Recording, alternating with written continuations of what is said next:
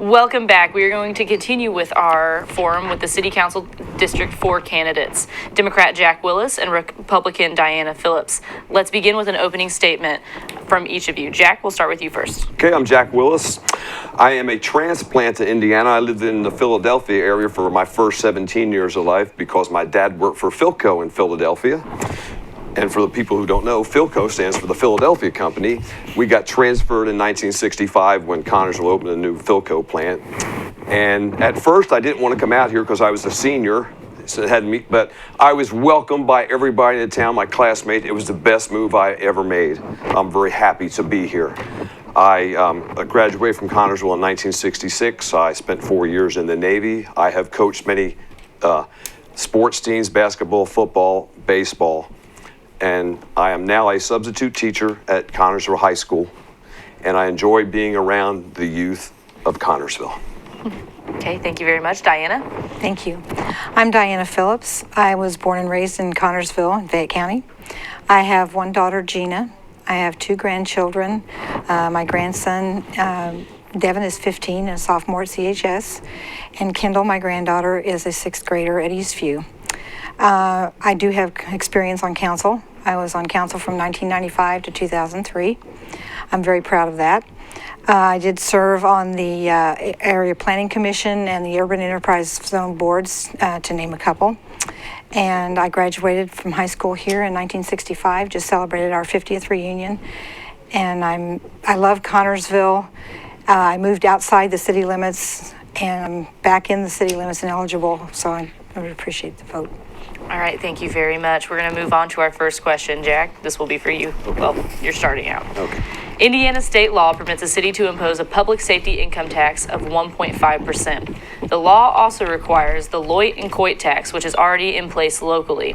This would raise the local income tax to around 4%. Would you vote for passage of a public safety tax, and why?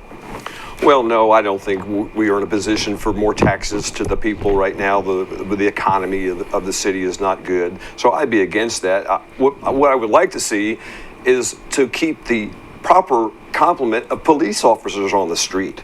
We're understaffed. I think that through attrition, we don't hire more people, and we need those policemen to use as safety. And we're understaffed right now, so I would disagree with that and hire some more policemen. Okay, thank you very much. Diana? A tax increase of any kind would not be my first choice. I can't honestly say that I would never vote for any tax increase. It would be unrealistic. The situation would dictate. But I would hope that we would exercise due diligence and look for in all other avenues before we even considered a tax increase of any kind. Okay, thank you very much. We're going to move on to our next question. Diana, we'll start with you. Recently, the city approved the purchase of a property off Veterans Memorial Drive to move the Babe Ruth complex. Do you support this plan? Why or why not? I do support the plan. The money that was used to purchase, or is being used to purchase this property, is in a remediation fund. That fund is about a total of $600,000. We are required to leave some of the money in that fund, but it can only be used for remediation of an environmental situation. The existing Babe Ruth complex is unhealthy and it's inadequate. The parking is terrible, and that's been debated. The property will benefit not only sports participants and fans, but the property will also allow river access, canoe rental, or canoe access, the river walk, and all other possibilities, a lot of other possibilities. Back to the money, we were only receiving about 0.75% interest on that. Until something is done with that complex, it will be farmed, and we will earn approximately $6,000 a year on that, so it's not just laying fallow, it's not just eating, or it's not eating any money. There are quality of life issues that we need to address. I just rather see that money be put to use. If we didn't do this, if this had not been done, we would have had to have spent right around $250,000 at the Babe Ruth complex for separation of stormwater and sewer water just to be able to use it. So it was a question of spending $325,000 or whatever, that's close, to purchase land and have something for soccer, football, or not soccer, football and baseball, or to put $250,000 in the existing one. Okay, thank you very much, Jack. This is definitely a step in the right direction for the community of Connersville, especially for me because I have a huge interest in the youth of Connersville. However, basketball to me is the biggest sport in Indiana and probably always would be, and they are talking about building baseball fields, which is necessary, and I understand that, and a football field, I understand that. But I'd like to see a building for maybe about 4 basketball courts there too, so the AAU teams can play all summer there. That way, along with the baseball, we can build a hotel there, a eating place for people right there, and it would also induce some companies maybe to move here, knowing that we have restaurants are building in the town. They build the hotels, like I said, to house the people that are visiting their employer right there to work there, and a place for them to stay. And we have, like I said, we have a nice airport there too. I'm definitely in favor of anything that can get us more money and anything that for our youth. Okay, thank you very much. We're going to move on to the next question. Jack, we'll start with you on this one. As a member of the City Council, how would you improve the quality of life in Connersville?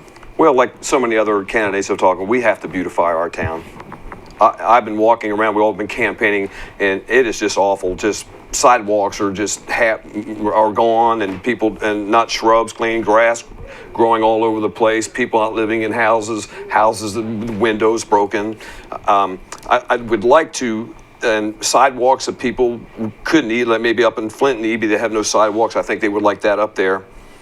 I'd like to see ordinances for people who don't, if we have them and we're not using them, we need to ordinance for the people to keep their property clean. And there's a lot of bad, not a lot of bad places, but places I've been through the town that it definitely needs to be done. And, you know, beauty is the eye of the beholder, and the people who want to come here for their businesses, they won't come here if they see a city like that. All right, thank you very much. Diana. I think we need to get our pride back. Connersville pride. I'd like to see a push to reward people who do maintain their properties well and who do improve their properties, not financially, but just some recognition for these. There's so much emphasis on rundown and abandoned properties, and it doesn't seem like there's enough emphasis on the people who are really trying to beautify and to improve their properties so that Connersville is. Connersville puts their best foot forward. I'd like to see that happen. The Urban Enterprise Zone has a paint program for people in that zone. I'd like to see us pursue possible grants to expand that program, maybe to be able to provide paint for somebody who wants to improve their property, and that's just a start. Okay, thank you very much. We're going to move on to the next question. Diana, we'll start with you on this one. What can be done to make Connersville more attractive to potential buyers? It comes back to positive attitude and quality of life in that order. Positive attitude, I think, is very important. If you can't say something nice, don't say anything at all. And that attitude cannot just rest on the shoulder, or that presentation cannot just rest on the shoulders of the elected officials. All citizens have to participate in that. If someone asks you, and this is to the citizens, if someone asks you how you feel about living in Connersville, say something positive. Everybody has positive aspects of how they feel. Keep the negatives to yourself. You never know. You may be talking to a screener from a potential employer, which has occurred in Connersville. They send their feelers out. They talk to people. How do you like living here? What are the good things? And if all they hear is negative, they're going to turn around, and the actual employers are never going to hit town. Okay, thank you very much, Jack. I would tell the people that we have great schools, we have a wonderful hospital, we have a variety of churches for people to go to. We need to keep the people in town, our employers in town. We have a great water and sewer system, and I used to work for the Connersville Utilities. Those men work very hard and they are very understaffed right now. And like, again, through attrition, we're down to the bare minimum there, and those guys have to work very hard to even try to do, to do half of the city, and they need more help. The street department, terrific workers. I've seen them work hard all the time, and the firefighters, like I said, the firefighters and the EMTs and the policemen all work hard. So those are positive things that we have, and I'm not stealing from Diana, but we need to bring our pride back. You know, people used to say, Connersville, what a great place. You had Phil Cox. You had Matt Howard. You got 2 basketball championships. You got 3 gymnastic championships, you know. And now people laugh at us because we're so aesthetically and economically depressed. We got to get rid of that stigma right there. We've got to be proud and do some pride things. And I want to give a little for Joe Gowacki. Speaking about our great school system, he is in line for being the teacher of the year in Indiana. You were one of his students. He's a great teacher. He cares about his kids. So I just plug in Joe for that. Yes, he does. He is a great teacher. Yes. All right, we're going to move on to our next question. Jack, we'll start with you. Okay. Other cities have reduced their costs by combining services such as EMS and fire. What are your thoughts on this idea? Well, right now it's working. I think we should leave it as it is right now as possible, you know, as we can. People worked hard to get this in here. If there is a change that needs to be made down the road, I think the city council should look at all the facts and figures and let the public know what they are and make a decision after that. Okay, thank you very much, Diana. Well, the county and the city already share EMS, animal shelter, and 911. I encourage more of that. I think any cost-cutting measure should be seriously considered, but I don't know that that's something that is imminent. It would take a lot more study. I'm not privileged to have been on council the last 4 years, and I would be open. Councilpersons have to have an open mind. But I do encourage more cooperation between the city and the county. Okay, thank you very much. We would now like to give you both an opportunity for a closing statement. Diana, we'll start with you. Council members are elected by district, but the truth is, if elected, I will represent every citizen in this city, voter or non-voter, Republican, Democrat, or independent, all ages. My votes, if elected, will affect everyone. I will listen to anyone who wants to talk to me. I promise to acknowledge all texts and emails that I receive in a timely manner. But when it comes right down to it, if elected, I will vote my conscience, taking public opinion into account every single time. I have council experience, and I'm very proud of my 8-year service. Voting is so important. It's a right and a privilege. There is still time to register to vote, so please do. This election is so important, it's possibly the most important to date. When you push that button on or before November 3rd, you will vote for someone you trust to serve you in your best interest.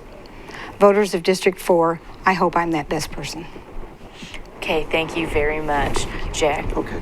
I have officiated basketball, football, and girls' high school and college softball. I have to make tough decisions, and that experience will help me in making tough decisions for this city. I encourage everybody to vote. It is your right, and it's a privilege to vote. Please vote, whether it's Republican, Democrat, or Independent. Please vote. And for the people who vote for me, I will be a good listener because God gave me one mouth and 2 ears for a reason. Thank you. Okay, thank you very much. Next up, we have the candidates for the office of City Council District 5.